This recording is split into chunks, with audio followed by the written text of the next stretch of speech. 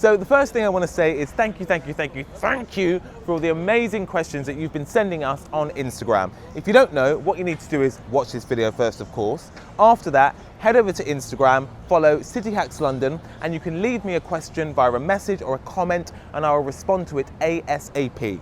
Now listen, I've been called many things in my life, but I have never been called overrated. In fact, I wouldn't even call London overrated, but I would say that in London there are some key things that are very popular tourist attractions, but I think are overrated. So here for you, for the last time I'm going to say that word, here are the top 5 overrated things in London.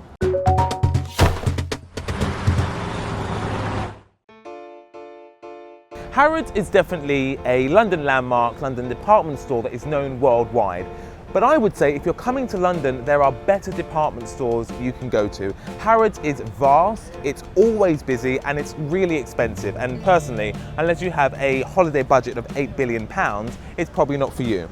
If you're going to go to a department store in London, I would definitely go to Liberty. Liberty is just off Oxford Street, so it's nice and central. It's got a lovely feel, and they have loads of amazing one-off items that you can only get there. So if you're going to go department store shopping, go to Liberty.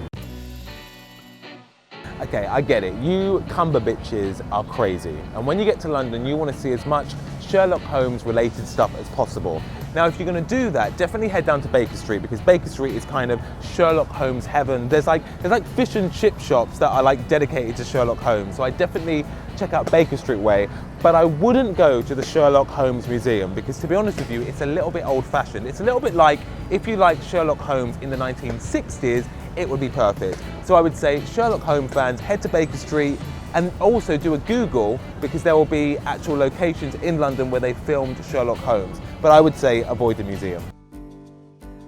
If you are a hardcore Beatles fan, I get it. You're going to come to London, and the first thing you're going to do is go to Abbey Road recording studio, stand on that zebra crossing and take that famous picture. The only problem is that road is a working, busy road. So trying to take the picture with your friends and not getting knocked over by traffic going in both ways is pretty much impossible. So I would say, look, if you're a hardcore Beatles fan, go and do it, risk your life, I don't care. If you're not hardcore, there are better things in London to enjoy and you won't die. The London Eye is an iconic London tourist attraction. If you're coming to London, you probably will want to go on it. And I'm not stopping you, but I would say that I've been on it. I was a little bit disappointed. You know, you queue for tickets, you queue to get on it, you're on a little pod with 24 other people, and you're only on it for half an hour. And what really got my goat when I was on it was that when you get to the best London attraction, everyone crowds around that part of the pod and you can't even see it. So I would say there are better places to get better views for cheaper in London. And if I haven't convinced you and you are still going to go on the London Eye, definitely go on it at night.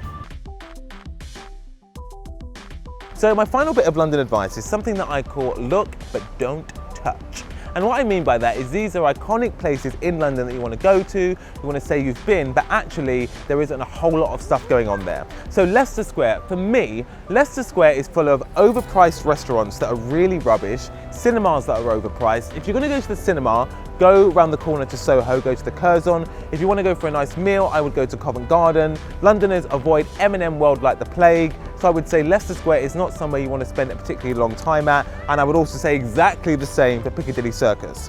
Oxford Street. Oxford Street is busy 24 hours a day and is not a nice shopping experience. If you want to have a lovely shopping experience in London, I would pop round the corner, I'd go to Regent Street, I'd go down the lovely Carnaby Street, which is where my favourite shop Liberty is, and I'd head over to Bond Street. And the final bit of advice is if you're going to Chinatown, look but don't eat, because Chinatown is full of a load of really rubbish Chinese restaurants. I would say if you want to have some Chinese food, go onto TripAdvisor and look on there. Thanks for watching City Hacks London. If you like this video, please give it a share.